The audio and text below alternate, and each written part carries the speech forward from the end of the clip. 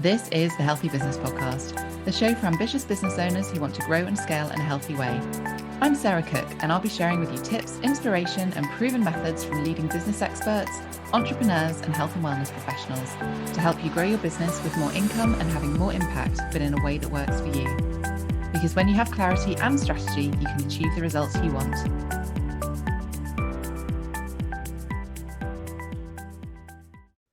Today's episode is all about defining your marketing messaging. Now, there's a phrase that you might have come across before, actually, which is, if you build it, they will come. But in reality, that's not quite true. Now, wouldn't it be nice if that was just as simple as it sounds? But the thing that we need to remember is that people, they need a reason to come to your place. They need a reason to seek out your business. They need a reason to buy your products and services. So that means, as a successful business owner, we need to learn why customers, why clients are going to come to you and how we can communicate with them, really building on an effective brand message. So today I'm going to share with you how you can do that. I'm going to give you a few easy to understand marketing and advertising principles so that you can motivate people to buy what you're selling, but also to improve the sales of your business, because that's really the ultimate goal of running your business, right? So we're going to be looking at why it's important to have that marketing messaging. And we're also going to be looking at how you can define it, how you can get really clear on it. So first off, why is it important? Well, the real reason is that people don't like being sold to. Now, if we're selling to people in every single piece of content that we put out, then they're going to move away from you. They're going to be turned off and they're going to jump right away from what it is that you're actually trying to sell. So the purpose of your message is almost to obtain permission to sell, because if we jump right into selling, well, we've already decided that actually no one likes this. Think about it from your perspective. You don't like being sold to all the time. So if we keep doing that, we're going to end up pushing people away. So ultimately, your marketing messaging is all about your ideal client. It's all about helping them make a purchase and a decision purchase for themselves. So remembering that most purchase decisions are actually based on emotion rather than logic, we need to make sure that our messaging is engaging, we need to make sure it's to the point, and most importantly, it needs to be memorable.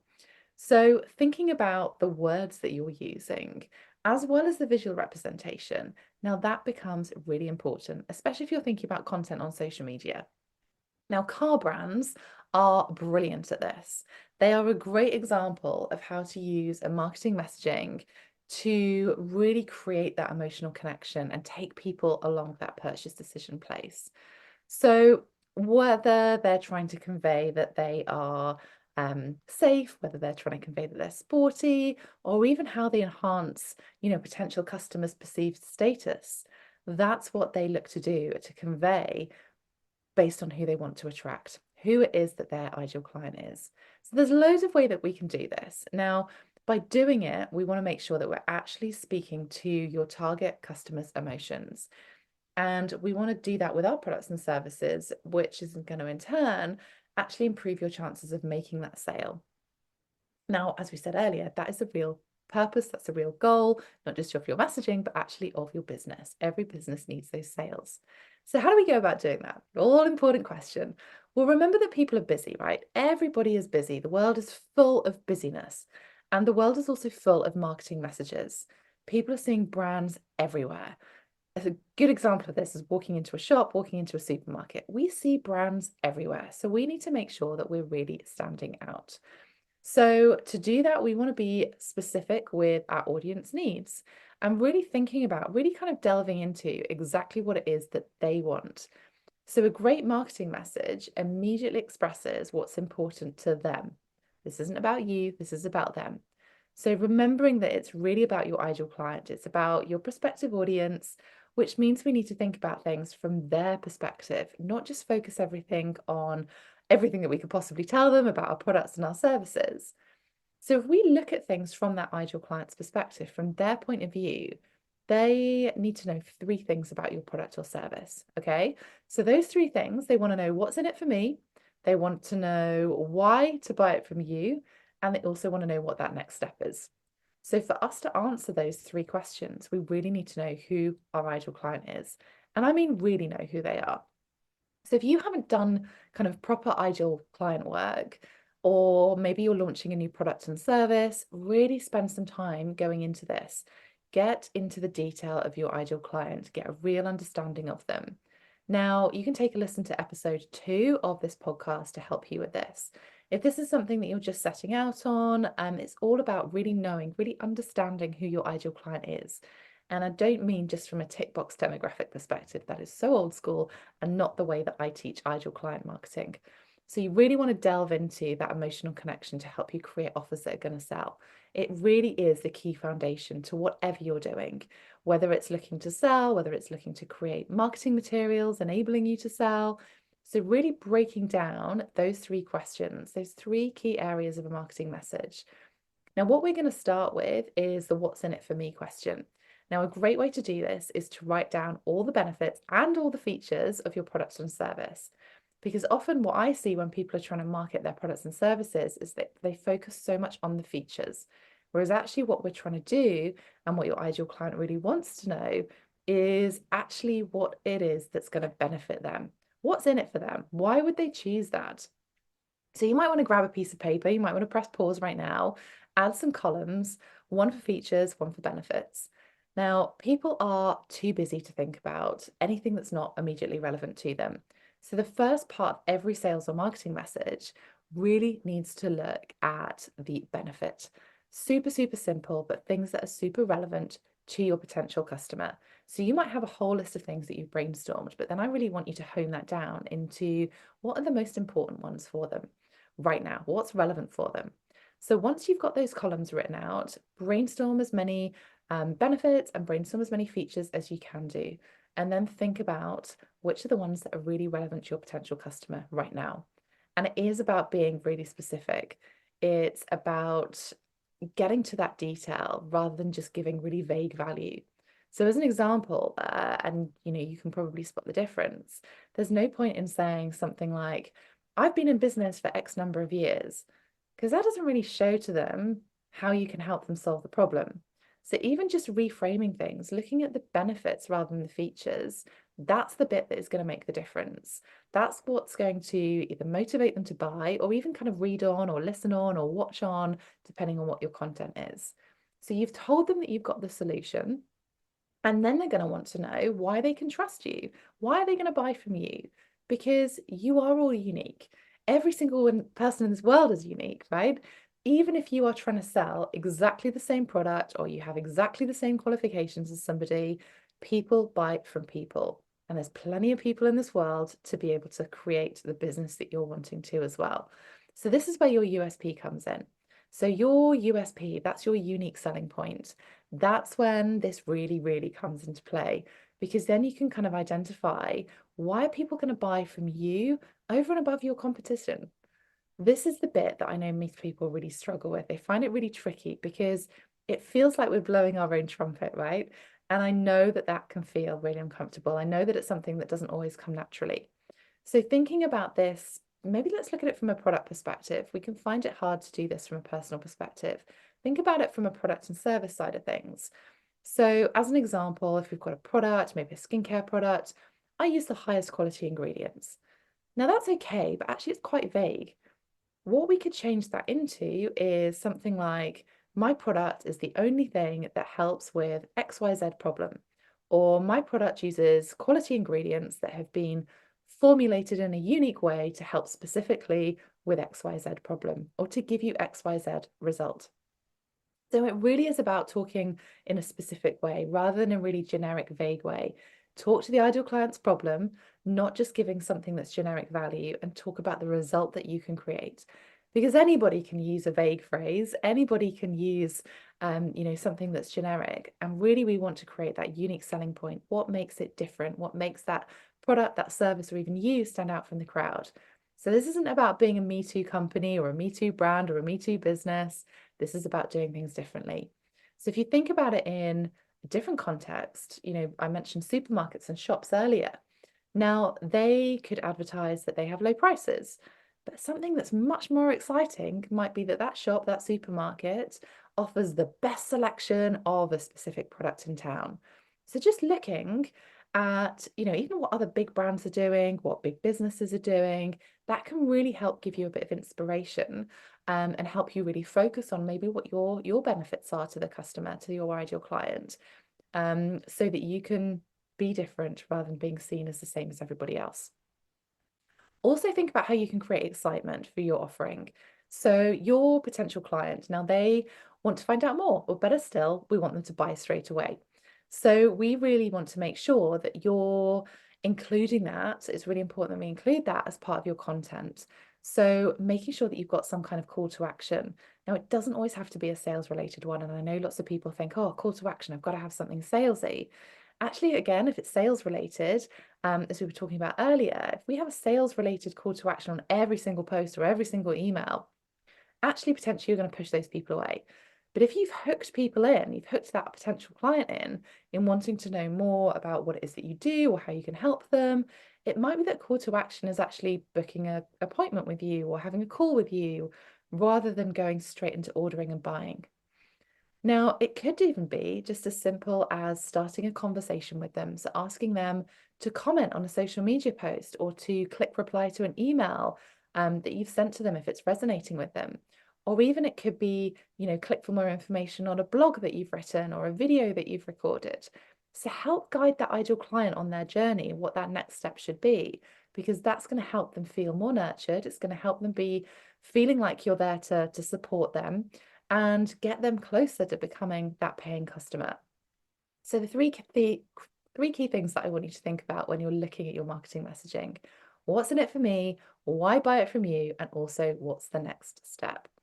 So additionally to that, I want you to think about the language that you're using. Now, we all know that you're an expert, you love what you do, and you're an expert in your field. So we need to make sure that we're positioning you as an expert to your potential clients. Now, this, as I said, isn't just about saying how many years you've got as an experience. And we don't want to talk to them in a complicated way either. Yes, we want them to know that you are that expert and that they can trust you, but actually we want to do it in a way that they understand. We don't want to use jargon, we don't want to use acronyms or even complicated technical terms, because if we do that, actually, that could feel really uncomfortable for people. It could put your audience off. And we know that confusion leads to inaction. So if someone is confused by what you're writing or they feel uncomfortable by something because they don't understand it, they're never going to buy from you. They're never going to become that paying client that you want them to be. So really sticking to simple language, simple words that they themselves would use to describe their pain points, to describe their needs, the results that they're looking for. That is going to be so much more appealing to them than using those technical terms or jargon. So let me give you an example. So when I was a massage therapist, what I would do is talk about kind of stress and tension, shoulder and neck pain. I wouldn't talk about the specific names of the muscles, because if I was to talk in that way about, the trapezius muscles, for example, and saying, does that feel tight? Does this, etc. That's not necessarily going to resonate with them, because that might not be a word that they understand. So that traction that I was hoping to get actually isn't going to work in the way that I hoped. So we need to refer to those areas in ways that they would talk about it, in ways that they would refer to it. So instead, I'd be saying, do you have neck and shoulder pain? Do you feel tight in your neck and shoulders? That talks straight away to the areas that they know, that they recognize where that is in the body and that they can understand. So yes, a trapezius muscle, a lot of people do know that, and that positions me as an expert because I know that. But we don't want to cause that confusion. We don't want people to question themselves and stop and think, oh, I don't know if that's me. Is that me? That's a name I might have heard, but is that really what she's talking about? We want people to understand. We want people to read or listen or watch your content and really directly recognize themselves in that. That's when you're going to call out your ideal client. So you can still be really original in how you talk to them, but making sure that you're showing up as you, but also remembering that people like to be informed. They also like to be entertained as well. So be authentic and show up as you. That is what is going to create the emotional connection. So do you know what? It's okay if not everybody likes you. I think so many people are worried about this, and that's okay. People don't necessarily like, what they're hearing or how you talk, your maybe your dialect or your accent, or even what you're writing. And that's okay. because chances are, if they don't like that, they're not going to be attracted and you're not going to be attracted to them. So they're not actually going to be your ideal client anyway. Remember yourself that that is okay.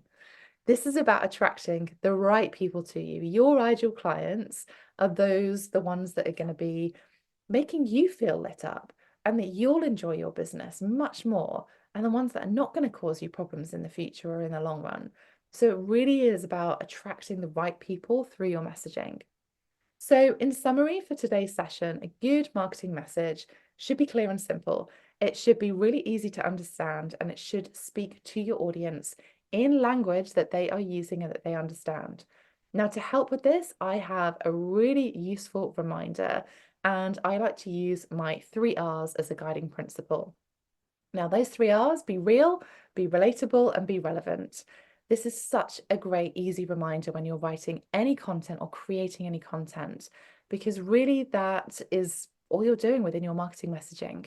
So being real is about you being your true, authentic self. This is you showing up as you, talking like you do, because for one, it's too hard trying to be someone else. But actually, if people are buying from you, they want to know what they're expecting before they buy from you. So let's be real and hold on to that. Being relatable is about you showing up with empathy, showing understanding of what it is that they're going through, but also the results that they're looking for as well. So you are that person who understands their problems. You can show that empathy. Now, whether you're doing that through your own personal story, whether you're doing that through client testimonials and client stories, but you want to be relatable with them as well. And then the third one is about being relevant. So this is about you sharing a solution that is actually topical or is speaking to them at a point that is going on for them right now. So think about what's going on in their world. Maybe it's something externally or a macro trend. Think about what's happening for them, and make your messaging relevant to that. So as an example, if we're in the middle of summer, there is no point in talking about Easter holidays next year. That's just not what they're thinking about right now. So think about what is relevant to them. Think about your ideal client. Make sure you've done your ideal client work to really think about what that emotional connection is, what the words are, the language that they're using as well, and how you can help them. So hopefully today's session has helped you. Hopefully it's helped give you a little bit more clarity on defining your marketing messaging and why it's important, and really thinking about things from an emotional perspective so that you can really build that connection with them. And we've also looked at why that's important. We've looked at ways that you can create your marketing message that is actually going to convert people into sales, which is super important. So I would love to know your thoughts on this. I would love to know what light bulb moments you've had. I'd also love it if you could subscribe to this channel, because the more people that do means the more people we can reach. And that is going to have a ripple effect and help more people not just create a business that they love, but those people can create more impact with the clients that they're serving. So enjoy the rest of your day, and I will see you on the next episode.